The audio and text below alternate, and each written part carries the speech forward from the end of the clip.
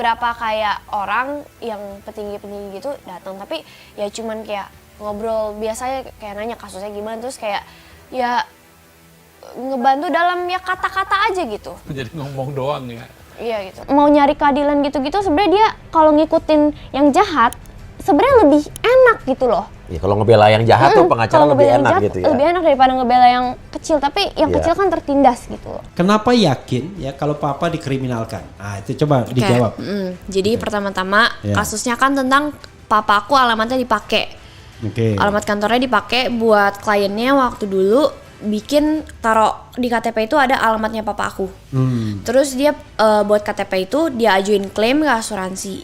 Nah, terus papa aku sekarang dipenjarain karena yang kasus itu yang KTP itu alamatnya dipakai. Kita mengadakan demo hari ini karena sistem hukum di Indonesia sudah bobrok. Hukum di Indonesia sedang tidak baik-baik saja. Harus ada orang yang berani berbicara untuk mengubah hukum yang berantakan. Ayah saya adalah salah satu dari sedikit orang banyak yang berani untuk mengubah sistem hukum yang berantakan. Namun banyak oknum dari kejaksaan yang tidak suka. Karena itu mereka takut kepada ayah saya, tidak berani untuk melayani sendiri, dan mereka memakai tangan kotor untuk meroyok. Sekarang kalau saya lihat, hukum di Indonesia ini bukan dipakai untuk menegakkan keadilan, tapi hanya dipakai sebagai alat politik. Orang yang nggak punya uang dan kekuasaan, atau mereka tidak viral, mereka tidak bisa mendapatkan keadilan. Menyejukkan hati lah gitu, karena kami sedang menghadapi sebuah persidangan, tapi diberi kabar bahwa ada pengembangan lagi gitu.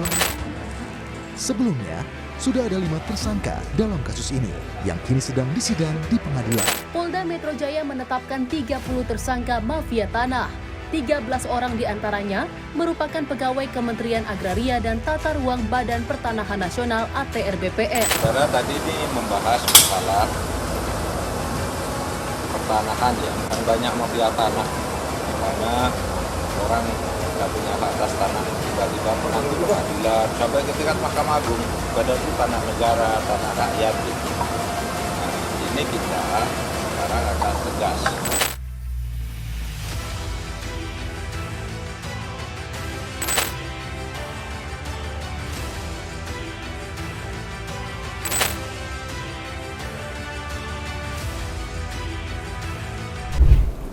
Selamat siang semuanya, kembali lagi di YouTube Quotient TV.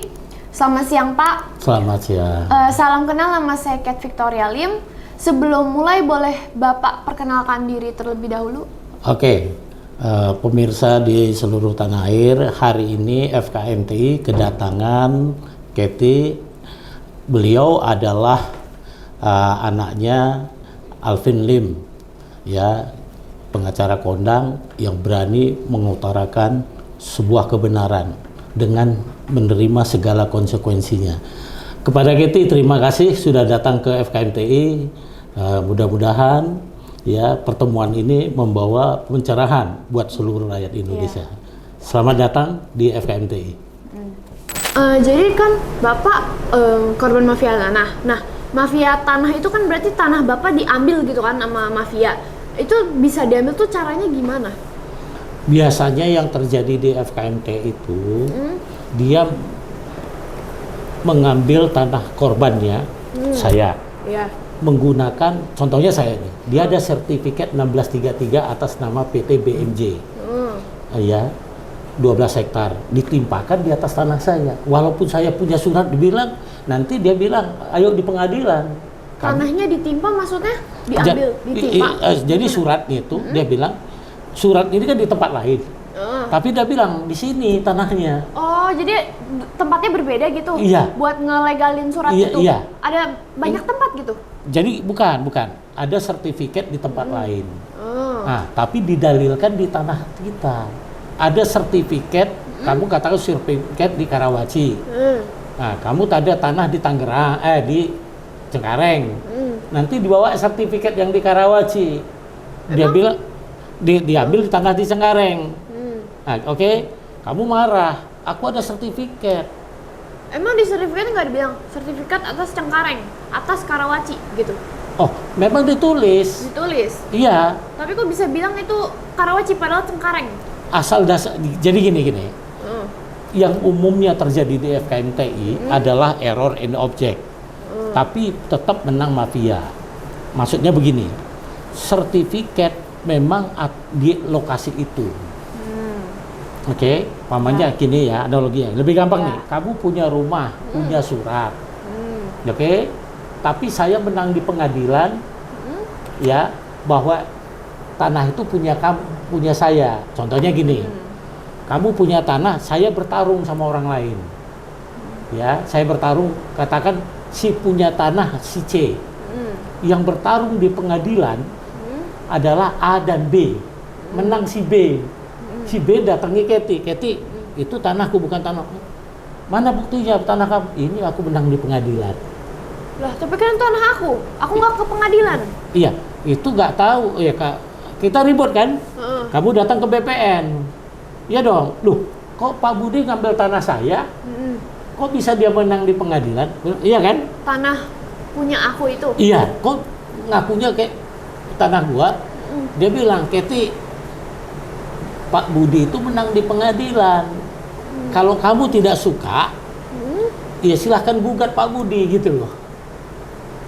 Menang di pengadilan atas dasar apa kok bisa menang padahal tanahnya punya kita? Itu ya, saya antar mafia. Terus Bapak tanahnya sekarang udah diambil berarti? Iya. Iya. Udah diambil. Udah diambil. Iya, karena sudah. dia menang di pengadilan. Bukan, itu begitu pada umumnya di FKMTI. Kalau terkait kasus saya punya girik, ya, girik, ya. Girik itu tanah. Punya tanah. Dasar bukti kepemilikannya suratnya girik, ada AJB-nya.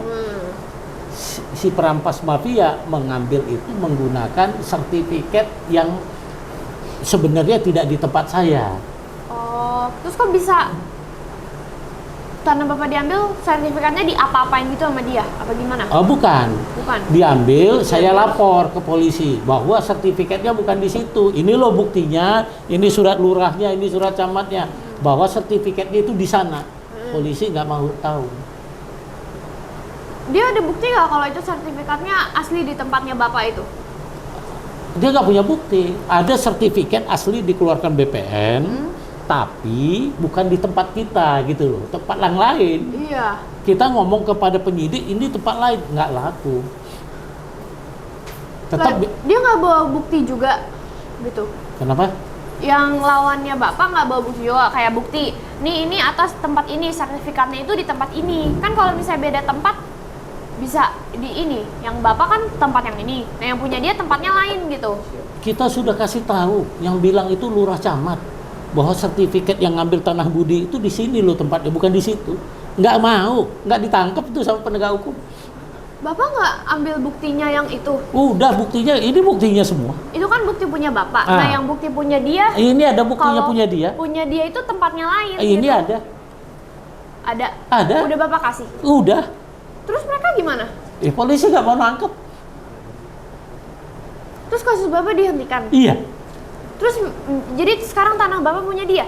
Dia udah diambil. Kontainer saya 5 aja dicuri, orangnya nggak ketangkep. Padahal di depan mata orangnya. Kok bisa kayak gitu? Iya, ya itulah faktanya. Nah, sekarang saya udah dipukul di atas tanah sendiri, 5 kontainer dicuri, terus tanah diambil, saya dijadikan tersangka karena surat saya dibilang palsu.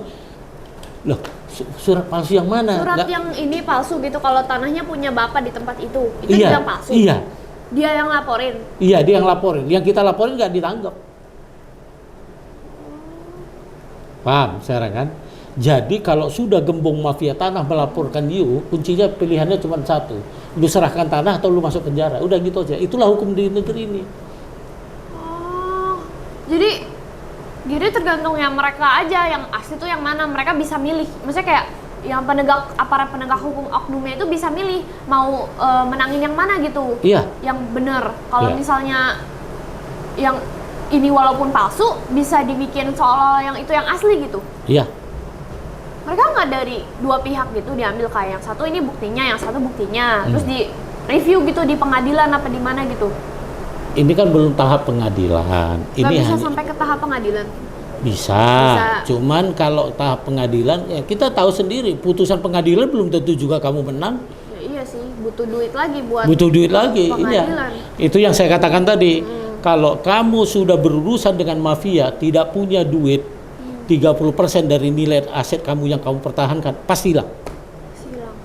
Bayangkan, ini aset 300 miliar. Saya harus punya 100 miliar. Jadi kalau Bapak punya bukti, mafia tanahnya juga, misalnya nggak punya bukti, asal dia punya duit, dia bisa ambil tanah Bapak itu. Oh gitu banget ya? Iya, memang faktanya itu. Terus nggak ada kayak ininya apa gitu kalau untuk memutuskan harus kayak ada kebijakan, harus ininya dilihat, ininya apa buktinya itu kalau misalnya tempatnya emang di situ gitu. Oke, itu itu pertanyaannya bagus sekali. Nah, karena begini Kathy, karena penyelesaian konflik pertanahan itu kan di 3 lembaga ini yang utama. Satu di BPN, satu di aparat penegak hukum, satu di peradilan kan. Penegak hukum itu kepolisian dan kejaksaan kan. Tapi faktanya mafia masalah konflik pertanahan kan nggak berkesudahan tuh. Bahkan makin besar kan. Presiden ini berantas mafia, gebuk mafia tanah. Iya, udah 4 kali. Pertanyaannya, seorang presiden saja ya itu tidak jalan, apalagi kita gitu. Makanya kita nunggu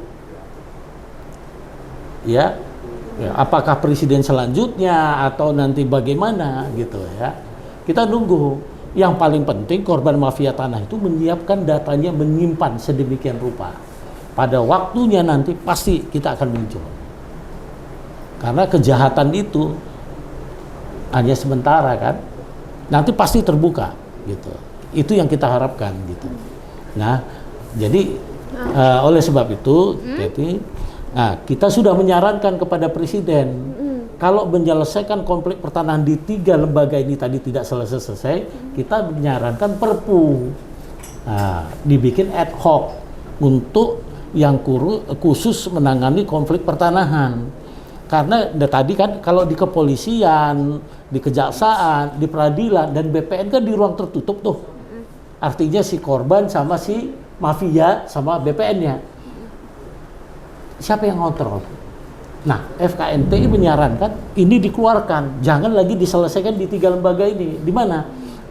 Kita bikin Perpu ad hoc penyelesaian konflik pertanahan melibatkan seluruh mahasiswa, seluruh perguruan tinggi di Indonesia. Biar mereka bisa nge-review sendiri, ngelihat, bukan orang oknum aparat itu yang betul. dengan otak dia, tapi semua orang bisa memutuskan, menjudge gitu. Iya, jadi butuh kontrol. Kan yang masalahnya kan penegakan hukum kita ini yang kontrol siapa? Seperti penyidikan. Penyidikan seperti absolut, begitu ditentukan tersangka dianggap bersalah. Padahal oknum penyidik emang udah bener juga, nggak juga kan? Dia juga bisa diorder kan? Iya. Nah, faktanya mana? Banyak oknum penyidik yang dihukum kan? Jadi Bapak nggak bisa ngapa-ngapain gitu ya? Mau Bapak, kalau kata mereka, ya Bapak surat Bapak palsu, ya udah palsu, meskipun asli gitu. Iya. Mereka nggak kayak nge-review gitu suratnya, kayak dibuka, dilihat gitu. Sudah, ini kan berkas itu kan asli kan? Ini asli. Ini kan makanya kita bilang FKMT siap adu data bukti alas dasar hak kepemilikan awal secara terbuka di depan publik live di TV. Semua anggota FKMT udah disiapkan. Kalau yang nggak anggota tidak, saya nggak tahu ya. Kalau anggota kita melakukan advokasi supaya datanya itu sampai kapanpun tidak hilang. Dia boleh dikriminalisasi, boleh, tapi data itu sampai kapanpun tidak hilang. Kita tunggu momentum. Nah, oleh sebab itu kita berharap Pak Jokowi ini supaya dia meninggalkan legasi yang baik buat bangsa ini, ya dia harus tangani masalah penegakan hukum. Karena penegakan hukum memang, ya kita semua rakyat Indonesia merasakan bahwa tidak berkeadilan gitu. Masalah penegakan hukum, kalau yang lain infrastruktur bagus ya, ya kalau yang lain-lain oke lah. Tapi khusus penegakan hukum kita bilang tidak, khususnya di korban perampasan tanah. Jadi Bapak lebih pengen kasus Bapak ini bukti-bukti semuanya daripada dilihat sama oknum aparat penegak hukum, lebih mending direview secara live, mahasiswa ngelihat kayak ya, seluruh rakyat Indonesia bila perlu adu data live. Kalau di ruang tertutup, ini terjadi kolusi. Iya. Tergantung merekanya gitu. Iya. Nah, inilah yang sudah disarankan FKMTI secara konstruktif. Kita sudah paparkan di Menko Polhukam itu. Itu menurut korban-korban di FKMTI juga yang lain? Kayak maksudnya mereka pengen direview secara live gitu, itu keputusan mereka juga gitu? Iya, jadi kita FKMTI itu karena kita selama ini adalah korban yang sudah bertarung lama dengan bukti kepemilikan, bukti formal segala macam, itu juga tidak membuahkan hasil. Kan Pak Mahfud udah berkali-kali menyatakan banyak korban korban itu jadi tersangka, kan udah banyak gitu ya. Nah, kita dorong ya Menteri Menko Polhukam untuk segera membuat sebuah kebijakan yang seperti saya katakan tadi gitu. Tapi semenyedihkan itu korban-korban mafia tanah lebih pengen kasus mereka tuh direview sama orang yang bahkan nggak ada di institusi penegakan hukum. Maksudnya kayak mereka lebih pengen kayak murid-murid mahasiswa gitu yang nge-review kasus bapak daripada orang yang memang seharusnya kayak aparat penegak hukum gitu. Oh iya, lebih itu iya, faktanya memang begitu. Itu memang ada yang ditangkap, ada mafia tanah. Saya bilang bukan mafia tanah. Itu penipu aja. Yang ditangkapin itu aparat penegak hukum. Mafia tanah sebenarnya bukan seperti itu. Mafia tanah sebenarnya adalah dia lewat menggunakan oknum penegak hukum untuk mengkriminalisasi korbannya. Oh, jadi mereka yang mafia tanah itu nggak ketangkap-tangkap karena yang ditangkap itu penyidik oknum yang ngebantuin mafia tanah itu gitu? Iya, itu salah satu atau oknum notaris, oknum yang lain, ya itu memang kasusnya penipuan, bukan mafia. Kalau saya bilang itu kejahatan biasa. Jadi aja. yang ditangkapin itu orang yang memutuskan, tapi mafia tanah itu bisa ke orang-orang lain juga gitu. Oh jadi, iya. Mafia tanah itu nggak ditangkap, nggak tetap ditangkap. berlanjut gitu. Iya. Padahal kami punya data. Berani nggak Pak Jokowi manggil kita? Kalau Pak Jokowi berani manggil FKMTI. Saya pernah dengar isu nanti akan dipanggil Budi bulan Februari yang lalu lah 2022 melalui salah satu relawan. Nanti Budi dipanggil, tapi sampai sekarang kita tidak dipanggil. Kalau dipanggil kami bisa memaparkan siapa mafianya, kami bisa tunjuk hidup. Padahal kalau misalnya kasus Bapak ini direview sama seluruh masyarakat di Indonesia, Bapak bisa dapat keadilan loh ya? Iya. Cuman karena orang yang memutuskan aja kalau Bapak salah. Iya. Makanya sekarang Bapak tersangka gitu ya? Jadi tersangka, ya. Sudah P21 lagi. Mengerikan. Kan syarat formilnya orang itu kan mana kalau dia bilang saya memalsukan, yang palsu itu surat palsunya mana? Iya, dia bilang gimana? Enggak. Bapak palsuin suratnya yang mana ya? Iya, enggak, sampai sekarang enggak tunjukin. Bapak ini tersangka pasti ada bukti dari pihak sananya iya. Kalau Bapak bersalah. Iya. Nah, buktinya mana? Surat yang asli yang mana, yang palsu yang mana dia nggak tunjuk. Buktinya nggak ada? Nggak ada. Jadi dia bisa kayak semena-mena dia bilang aja kalau Bapak tersangka, udah Bapak tersangka gitu? Iya, absolut. Nggak melalui proses apa dulu gitu? Udah, dia udah panggil kita. Aku bilang setiap kita penyidikan saya tanya, suratnya yang mana yang gua palsukan? Iya, yang mana? Dia nggak pernah jawab. Hanya muter-muter aja. Terus aku mau lihat fisiknya mana. Dasar Bapak bisa tersangka tuh apa? Iya. Dasarnya? Saya mana tahu. Yang ada di suratnya cuma dibilang tersangka karena apa? Diduga. Kan orang bisa tersangka kan melalui kayak penyidikan, lidikan dulu gitu kan? Iya, iya. Lah, ya terus dia menyidik, abis itu lidik, itu prosesnya tuh gimana gitu? Nah, oleh sebab itu, ini pertanyaan bagus. Nanti kita Polri itu harus ada undang-undang penyelidikan. Penyidik itu kan banyak seperti absolut. Jadi kalau sudah dilakukan itu, kalau dia melakukan pelanggaran, siapa yang bisa menangani penyidikan? Buktinya 10 masalah penyidikan kasus saya, 10 orang udah dinyatakan melanggar kode etik, dihukum. Nggak ada dihukum. Itu hasil gelar perkara di Mabes Polri. Siapa tadi yang kena kode etik? Penyidik Polda Metro Jaya. Penyidik kena kode etik. Iya. Itu bisa kena itu dengan apa?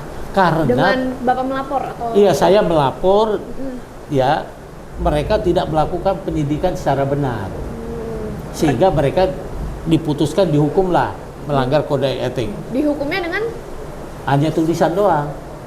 terus mereka gimana sekarang? Iya bebas saja naik pangkatnya semua. Jadi maksudnya mereka emang terbukti melanggar kode etik, Iya. tapi ya udah tulisan aja gitu. Iya. Ah, itu Tapi seharusnya kalau misalnya penyidik ya melanggar kode etik, harusnya hukumannya apa? ya harusnya ada di sidang kode tulis- etik di di internalnya Polri. Di sidang nggak? Enggak. Hanya satu aja yang di Polres Jakarta Barat Yang di sidang? yang sidang. Yang saya 10, tahu. yang 9 lainnya nggak di Iya, sidang? yang lain enggak. Bapak tahu dari mana nggak di sidang? Kalau di sidang kan pasti saya dipanggil sebagai saksi. Oh, gitu. Bapak laporin 10. Saya penyidik. tidak laporin. Bagaimana? Saya tidak laporin, tapi hasil gelar perkara menyatakan 10 penyidik Polda Metro Jaya melakukan diduga melanggar kode etik. Yang 1 di sidang, yang 9 tidak. Karena saya hadir. Terus Bapak nggak protes ini, kenapa yang 9 lainnya nggak di sidang gitu? Pertanyaannya protesnya kemana? Iya juga sih. Iya. Kamu mau ke protes kemana? Iya juga sih. Protesnya kemana kamu? Iya, iya. Nah, Nggak ada apa kayak lembaga apa gitu yang kalau misalnya untuk protes gitu nggak ada ya? saya udah ke Kompolnas, diam-diam aja, Komnas HAM diam aja, semua diam kok. Karena ini gembok mafia tanah terbesar. Yang merampas tanah Bapak tuh, tanah Bapak dirampas ada banyak tanahnya. Oh Kontainer banyak, itu tuh banyak. Orangnya sama apa beda? Sama. Orangnya sama. Iya. Di Teluk Naga sana, di Teluk Naga ada 900 hektar dikeluarkan oleh BPN dengan nama 3NIB. 3NIB, betul ya? Ah. Artinya itu udah pelanggaran hukum yang dilakukan oleh oknum BPN. Pertanyaannya yang melanggar hukum terhadap mengeluarkan NIB 900 hektar di Teluk Naga sana, dihukum sampai sekarang nggak dihukum. NIB 900 tanah apa? 900 hektar. 900 itu tanah. Iya. Punya Nah, dalam aturan BPN itu untuk mengeluarkan IMB, ya. IMB apa? NIB, nomor induk bidang. Nomor induk bidang. Ya, ya. Itu biasanya ada aturannya. Nggak mungkin dengan 900 hektar untuk 3 nama. Nggak bisa kayak gitu. Nggak bisa. Harusnya 900 hektar untuk berapa nama? Wah, ratusan. Nggak cuma 3 nama doang. Iya, tapi faktanya yang mengeluarkan NIB itu sampai sekarang nggak dihukum kok. Oknum BPN-nya nggak dihukum. Padahal itu dia melanggar. Iya melanggar itu. Mana ada aturan itu? Bapak tahu dari mana dia orangnya? Bapak ada di kasus itu. Oh iya, karena banyak korban-korban yang dari Teluk Naga sana, iya menyampaikan ke kita. Itu seharusnya punya orang lain juga berarti Iya, tangannya. artinya gini, bukan begitu. Artinya penegakan hukum, baik di BPN sendiri terhadap oknum BPN pun tebang pilih. Iya, cuma maksudnya tanahnya itu kan ada 3 nama orang. Jadi 3 orang punya tanah itu. Iya. Nah seharusnya tanah Jadi gini, itu gimana? itu tanah orang semua. Oh itu tanah milik bersama. Orang lain. Oh. Tiba-tiba BPN mengeluarkan NIB atas 3 orang yang bukan pemilik. Oh gitu. Ya. Kok bisa begitu? Ya, kamu tanya BPN. Ya, Kamu kok bisa nanti begitu? kamu tanya nanti ke BPN. Kamu bawa korban dari Teluk Naga, ada ini salah satu. Kamu datang. Ini ada NIB 900 hektar. Itu harusnya nggak boleh ya? Nggak boleh. Melanggar. Melanggar. Yang putusin itu siapa? Bapak tahu? Yang mutusin itu ya Kanwil ya lah. Ke kantor wilayah BPN. Udah dilaporin? Sudah dilaporin tapi nggak ditindak. Nggak ditindak? Oh, iya, itu di majalah-majalah seperti Gatra udah naik gitu, udah lama, udah viral. Tapi enggak? Enggak juga. Jadi walaupun masyarakat udah viral, udah kor-kor juga yang pihak sananya nggak peduli gitu? Iya sama. Sampai detik ini ya diem aja. Gitu. Kok sedih banget ya? Lah. Kayak ya mereka memutuskan bisa semena-mena padahal itu juga punya kita gitu. Ya, oleh sebab itu kamu yang muda-muda dan nanti seluruh rakyat Indonesia itu ya kamulah yang benari hukum yang sekarang yang kurang baik itu kan. Iya. Gitu. Jadi jangan kamu kira orang tua kamu saja yang jadi korban. Ada puluhan ribu yang korban di seluruh Indonesia. Kayaknya harus diganti-ganti itu ya. Maksudnya anak buahnya presiden yang misalnya kayak notaris-notaris, kayak menterinya gitu, beberapa mungkin harus diganti gitu ya. Saya yakin Pak Jokowi kita nggak usah ajarin lah. Kita hanya bisa menyampaikan bahwa penegakan hukum sampai saat ini, khususnya di pertanahan, itu apapun perintah yang dia perintahkan itu belum signifikan, belum jalan. Intinya itu aja. Jadi perlu kita dorong Pak Presiden supaya beliau lebih tegas lagi terhadap para pembantunya. Dengan cara bikin kebijakan baru atau enggak dengan ini apa nge-review gitu atau dengan ganti dengan orang yang bersih gitu. Iya, kalau saya kira memang dia harus melahirkan sebuah kebijakan baru. Kenapa begitu? KPK dibentuk karena lembaga aparat penegak hukum yang lainnya tidak jalan waktu itu, sehingga dibentuklah KPK. Iya. Kemudian di pertanahan juga demikian, bahwa penyelesaian konflik pertanahan itu di 3 lembaga tadi, BPN, ya. Harus ada orang yang ngawasin juga ya yang di makanya lembaga kita itu. tarik, dibikin kebijakan di mana kebijakan itu yang menjalankan, yang mengawasin itu adalah seluruh rakyat Indonesia, terutama kita perdayakan perguruan tinggi, karena perguruan tinggi ini masih punya moralitas gitu loh, punya integritas gitu loh. Dia hanya mengawal jalannya setiap kasus.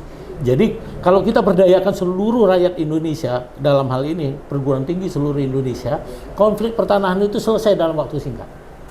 Iya, pasti. Ya, tapi kalau seperti sekarang tidak ada terobosan dari Pak Jokowi, itu tidak akan selesai. Bahkan eskalasinya naik terus. Bapak kalau misalnya mikir mau buat ada misalkan kayak KPK gitu yang mengawasi 3 lembaga itu. Tapi kan tadi Bapak bilang aja yang di mana tuh Teluk Naga itu mereka kan Bapak udah laporin. Tapi kan tetap mereka masih tebang pilih.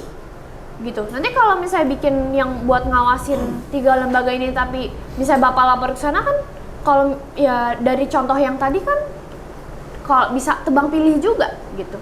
Oh enggak, karena gini. Itu tebang pilih itu karena kontrolnya aja yang nggak ada.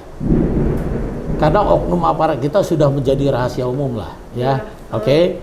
Nah, kalau kontrolnya, kalau nanti katakan sebuah perguruan tinggi, ini kasusnya tanah kamu dirampas si A, dibawa ke perguruan Universitas Jakarta umpamanya, negeri Jakarta. Nanti di sana diadu data. Mana punya kamu, mana punya si perampas. Pengen pengawasnya yang begitu, gitu. Bukan yang menghukum orang yang ini, tapi lebih mengawasi review benar-benar gitu maksudnya. Adu datanya, ya sesuai dengan hukum yang berlaku. Setelah ditahu nanti duduk perkaranya, baru dia bilang, penegak hukum, hasil penelitian kami bahwa ini punyanya si Kathy. Tapi sekarang nggak ada yang kayak gitu, di review dua-duanya. Nggak ada. Sekarang nggak ada yang kayak gitu. Nggak ada. Tergantung merekanya gitu. Iya. Kalau memang mereka punya, gini sebenarnya kepada pemirsa seluruh tanah air, konflik tanah itu berkepanjangan. Ini fakta bahwa oknum aparat penegak hukum tidak bekerja secara profesional. Analoginya sangat sederhana. Kalau semua aparat penegak hukum, baik BPN, kepolisian, kejaksaan bekerja sesuai dengan aturan, saya yakin tidak ada konflik pertanahan di tanah air. Logikanya sederhana kan? Iya. Kalau konflik pertanahan itu berlanjut, berarti yang perlu dikoreksi adalah oknum aparatnya kan? Iya. Karena mereka itu yang menangin mafianya. Iya, yang mereka yang menanganin konflik pertanahan. Kenapa terus berlangsung? Karena mafianya nggak ditangkap. Karena mafianya nggak ditangkap. Kenapa nggak ditangkap? Patut diduga berkolusi kan? Gitu. Sekarang mafia tanah kan terus berlanjut. Presiden udah 4 kali. Terakhir ngamuk dia, nanti dia bisa bunuh-bunuhan. Pak Presiden aja ngeluh. Iya. Apa? Saya tanya, kalau Pak Presiden aja yang ngeluh, kita mau apa? Anaknya Presiden kan waktu itu juga tambang, mafia tambang. Anaknya tahu nggak yang di berita? Nggak tahu yang saya. Gibran meminta backingan tambang gitu, backingan mafia tambang di dihabisin. Iya, Nah. anaknya presiden aja Iya, ngeluh. iya, ngeluh. Tambang itu termasuk tanah kan, mafia Iya, tanah iya. juga Jadi kan, gini, tambang. di FKMT itu ada 5 tuh mafia tanah. Satu di daerah pusat pengembangan perkotaan. Ah, itu karena masalah dokumen ya. Nanti ada pemecahan wilayah, masuklah mafia tanah. Yang kedua di perkebunan. Di perkebunan itu di seluruh Indonesia itu pada umumnya dia izin HGU-nya 6.000 gitu. Nanti HGU tuh apa? hak guna usaha. Hak guna usaha. Oh. Nah, tapi nanti si perusahaan ini menguasai 10.000, 4.000 itu diambil tanah rakyat. Dalilnya Pak, yang 6.000, yang itu yang ditunjukin suratnya. Nah, Suratnya dari yang 6.000 tadi, tapi yang dikuasai 10.000. Oke. Gitu, oke. Begitu juga di pertambangan. Pertambangan itu karena ada material tambang di situ, dibikinlah surat macam-macam. Iya. Dikalahkanlah si pemilik tanah. Gitu ya. Yang ketiga di infrastruktur. Kamu tahu nggak di infrastruktur itu yang keempat? Jadi infrastruktur itu kamu kena ke jalan tol. Negara sudah menyiapkan dana untuk kamu, untuk tanah kamu. Negara sudah siapkan. Tapi kamu punya sertifikat hak milik umpamanya. Begitu kamu datang ke oknum BPN, bilangnya tunggu dulu Kat. Ada yang gugat kamu. Siapa yang gugat? Ada di pengadilan. Oke? Kamu bertarung di pengadilan, padahal kamu sertifikat hak milik, dia hanya cari kertas. Gugat, maksudnya dibilang Digugat kamu. aku digugat karena? Iya, dia bilang itu tanahku. Aku punya sertifikat, kamu bilang kan? Iya, tapi aku punya ini. Ini apa? Dari notaris? Bagaimana? Dari mana aja? Dari mana aja? Iya, Tulisan gitu, tanda tangan? Iya. Digugat di pengadilan. Kamu kan nggak bisa nerima uang tadi. Yang udah dititip di pengadilan kan? Nah, kamu harus nunggu di proses peradilan dong. Kira-kira di peradilan ini capek nggak? Iya, Keluar dana tidak? Iya, keluar. Sementara kamu nggak punya duit. Iya. Nah, yang terjadi di FKMTI, yang dia hand up, kamu hanya dapat 30% dari nilai tanah kamu, si penggugat tadi 70%. Kami ada bukti. Itu keputusan pengadilan? Iya, nggak damai. Oh, kalau misalnya kita damai? Iya, damai. Bisa begitu? Iya. Diputusinnya juga sama yang aparat? Iya, damai. Iya, dading. Nah, kalau kamu melawan terus, ini kita ada di Kalau Prabu melawan, bisa sampai-sampai kita yang tersangka gitu? Iya. Kayak Bapak? Iya. Bapak ngelawan terus? Iya, kita Nggak lawan damai terus. ya? Nggak mau damai. Gitu ya. Nah, itu ya. Tadi di infrastruktur ya. Begitu juga di daerah-daerah pembangunan baru. Mafia tanah itu udah memetakan, dia punya jaringan dari atas gitu. Tapi itu solusinya sih gampang. Kamu kan punya tanah itu sertifikatnya kan cuma satu, asal usulnya satu. Kita urut aja. Punya mafianya kita urut, kita adu data secara terbuka. Pasti ketahuan. Iya. Iya, gampang kan? Yang kalau tapi sekarang kan nggak diadu data secara nggak terbuka? pernah, nggak ada mau. Dia sendiri yang cari, dia sendiri yang menentukan yang asli apa. Iya. Bapak kasih itunya ke mereka gitu. Iya. Mereka cuman by data aja, jadi mereka yang memutuskan. Iya, mana yang benar, mana yang enggak. Nah, kalau nanti siapa yang siapa yang mengawasin ini? Nggak ada. Nggak ada, iya. Memang ada yang ngawasin penyidik siapa? Nggak ada. Penyidiknya aja ini. Iya. Penyidiknya bisa sama mafia tanahnya. Berarti. Iya. Nah, itulah yang terjadi sekarang di Republik ini. Gitu. Oke. Dah. Jadi sebaiknya presiden bikin kebijakan baru atau enggak ada pengawas ya gitu. Iya, iya. Kenapa nggak begitu aja? Mana saya tahu, kita sudah ajukan dari 2018. Itu Pak Jokowi bilangnya itu kapan tuh? Untuk apa? Membasmi mafia tanah. Itu 22 Agustus tuh, 2022. Ah, Sidoarjo. Ini 2019 nih yang belakang. Ah, ini 2019 nih. Nah, kenapa Pak Bapak ada ngomong nggak ke sudah melalui relawannya sudah. Iya, bikin kebijakan baru atau ada Sudah. pengawas gitu? Sudah. Oh ya, ada pengawas aja berarti? Atau nggak bikin kebijakan baru? Iya. Kenapa sudah. nggak begitu aja? Iya, Kamu tanya ke Pak Jokowi, nanti saya suruh ketemu Pak Jokowi ya. Kamu yang ngomong. Iya. Bilang, kamu ngomong ke Pak Jokowi. Kamu ngomong dong Pak Jokowi melalui podcast ini, Pak Jokowi gitu. Aku yang ngomong. Iya. Untuk menyelesaikan konflik pertanahan. Kenapa Bapak yang ngomong? Saya sudah berkali-kali. Oh, saya udah ratusan. Mungkin kamu, Pak Jokowi kan suka dengan milenial. Iya. Ya, kamu kan milenial. Kamu kan masa depan kita. Iya. Nah, sekarang kamu yang ngomong. Kalau misalnya Pak Jokowi nonton video ini, kan tadi udah misalnya mendengar diskusi saya sama Pak Budi Kendi. Kalau misalnya bisa daripada ya Bapak ngomong-ngomong terus kan perintahin anak buah buat ini itu, tapi pada akhirnya nggak dijalanin karena ya siapa tahu diduga ada ya mereka berkolusi gitu dengan mafia tanah juga anak buahnya. Lebih baik dibikin kan kayak tadi kata Pak Budi Kendi kebijakan gitu kan, atau dibikin pengawasnya biar benar-benar secara terbuka bisa direview mana yang benar. Karena kalau yang dari tadi saya dengar ternyata ini masalahnya simpel doang, kayak karena keputusan satu orang oknum ini yang salah bisa jadi benar, yang benar bisa jadi salah, korban bisa jadi tersangka. Kan kayak segitu cuman karena satu orang gitu. Jadi bagusnya kalau ada pengawasnya atau nggak dibikin kebijakan baru. Kalau menurut Pak Budi Kendi dan menurut saya itu sebenarnya kayak ya simpel aja, bikin aja kebijakan baru, adain aja pengawasnya. Karena kalau misalnya cuman gara-gara satu orang itu doang, kasihan semua orang yang korban di FKMTI ini. Cuman bisa jadi korban, tanahnya diambil, cuman gara-gara mafia tanah yang ngaku-ngaku. Dan mafia tanah ini dengan dia udah berkolusi sama misalnya yang oknum penyidik itu, bisa tanah semua orang bisa dia ambil kalau misalnya kayak gitu. Jadi ternyata korban mafia tanah tuh kalau bisa dibilang sedih banget dengernya, cuman karena mafia tanah ini bisa sampai jadi kayak gitu. Jadi siapa saja bisa jadi korban. Iya. Oke. Gak cuma Bapak dong. Iya. Mafia Siapa tanah saja. itu ngaku-ngaku semua orang itu tanah dia juga bisa. Kalau kayak gitu mah. Iya. Iya.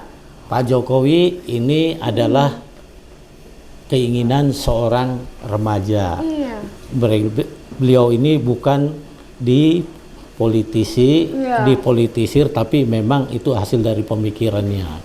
Pak Jokowi, apakah nanti kita begini terus? Konflik tanah itu tidak berkesudahan. Ya, oleh sebab itu kami sudah mengajukan. Ya, ini demi supaya Pak Jokowi meninggalkan legasi yang baik ya. Pada saat nanti tidak menjabat lagi kan. Kalau misalnya Pak Jokowi dikenal bisa membantu para korban-korban kan nanti tercatat di sejarah. Orang-orang juga bisa lihat. Ya betul. Nah, kami juga kami nyampaikan kepada Pak Jokowi bahwa sertifikat yang Bapak bagi-bagikan itu pun akan mengalami ke depan itu potensi konflik yang berkepanjangan. Karena sudah terbukti bagaimana di Jasinga. Kenapa? Karena tidak berdasarkan alas dasar hak kepemilikan awal yang diajukan FKMTI. Oleh sebab itu, maka dibuat ad hoc secepatnya. Kalau memang Pak Jokowi mau meninggalkan legasi yang baik ke depan, gitu. Itu dari kita. Itu pesan ke Pak Jokowi. Bagi pihak berseberangan dari Pak Budi Kendi, kalau mau beri tanggapan atau jawaban juga boleh menghubungi kami, karena kami juga cover both side gitu ya. Semoga video ini bisa bermanfaat bagi masyarakat Indonesia. Semoga Tuhan memberkati Indonesia. Amin. Terima kasih.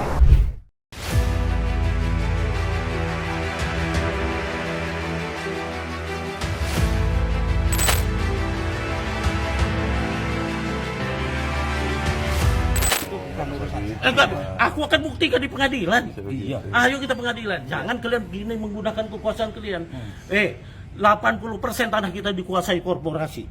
13% oleh asing. Cara-caranya seperti ini. Aku akan tunjukkan. Ayo adu data. Tapi jangan di Polda. Karena apa? 10 yang kau omongin, 11 aku nggak percaya. Bang, tetap kita ngelaksanain. Bang, hati-hati bang. Sesuai dengan laporan polisi yang jabatan kita kalian tangani. itu hanya masa 56 tahun.